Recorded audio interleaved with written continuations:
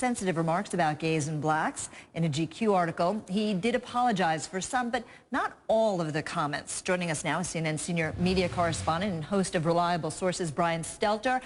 Okay, Brian, let's be real. I saw more of Robertson in the last few weeks than I have in the last 6 months. Not only that, but A&E actually ran a marathon, this suspension lasting just 10 days. Did they just give in to pressure, or this was a massive marketing opportunity for them? You know, if you say to A&E, did you all plan this? Did you orchestrate this as a PR stunt? They'll laugh and they'll say they're not that smart. I do think they probably tripped into this publicity opportunity. But that is what it's been.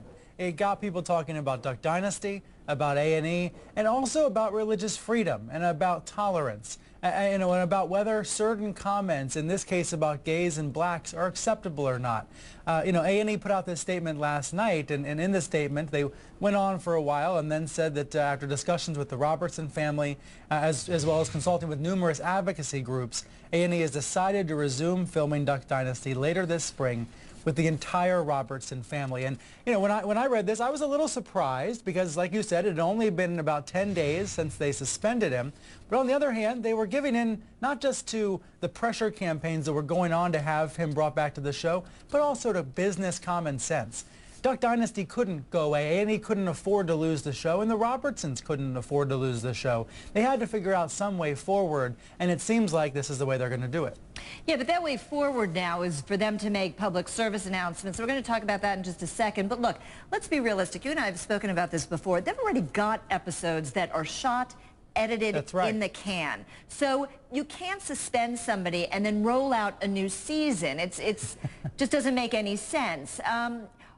Do you think, first of all, do you think Robertson will be involved in apologizing, given that his beliefs are his beliefs and he feels very strongly about them? This is a very scripted and scrubbed show, for that matter. You know, I don't think the Robertson family really gave any ground at all, and that was notable yesterday when A&E acknowledged, that the family had basically only said, well, some of Phil Robertson's comments were, well, he used coarse language. That was really the closest they came to any sort of backtracking from his original comments.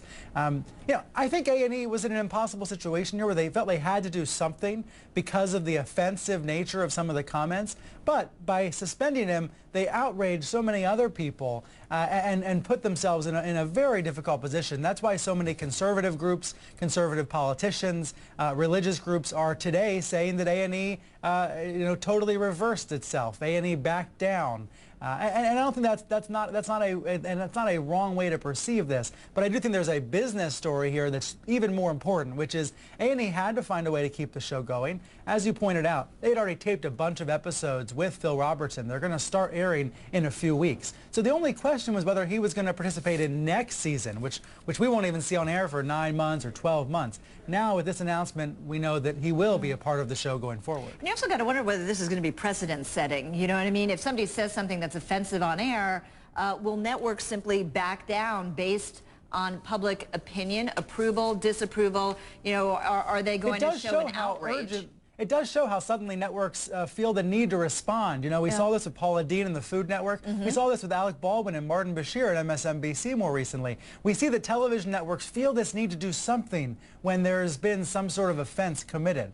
But if they go too far, we can also see the backlash that's caused this way. Yeah, hoist on their own petard. The A&E released this statement. It says, Duck Dynasty is not a show about one man's views. It resonates with a large audience because it's a show about family. Where was that statement 9 days ago?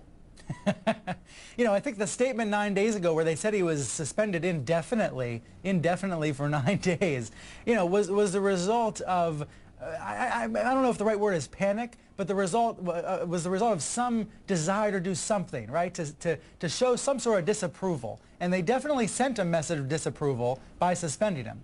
But they knew, I think, that they had to figure out a way to get past this. Personally, I thought they would do it after the new year. I didn't think they would do it so soon. It turns out they were in talks with the Robertson family over Christmas Eve. They took a one-day break for Christmas, of course, came back and sorted all of this out on Thursday and Friday. And of course now we're a few weeks away from that new season premiering, so it's going to create another round of excitement for the new season, which I think A&E is probably aware of. Let's put it that way. Yeah, I think the difficulty here is that they wanted people to believe that this was a reality show and that it was real, and when one of the stars actually says something he really believes, uh-oh, what do we do now? But it certainly wasn't out of character. He's a self-described sort of, squirrel hunting, redneck, duck shooting, blah, blah, blah, blah, blah. So anyway, and I wonder if we'll see more of this on the show in the future. You know, right now the show's a family comedy. It's lighthearted. It doesn't deal with themes of religious freedom. Maybe it will in the future. I personally would love to watch that show. All right, Brian Stelter, host of CNN's Reliable Sources, thanks so much. Thanks. Hey,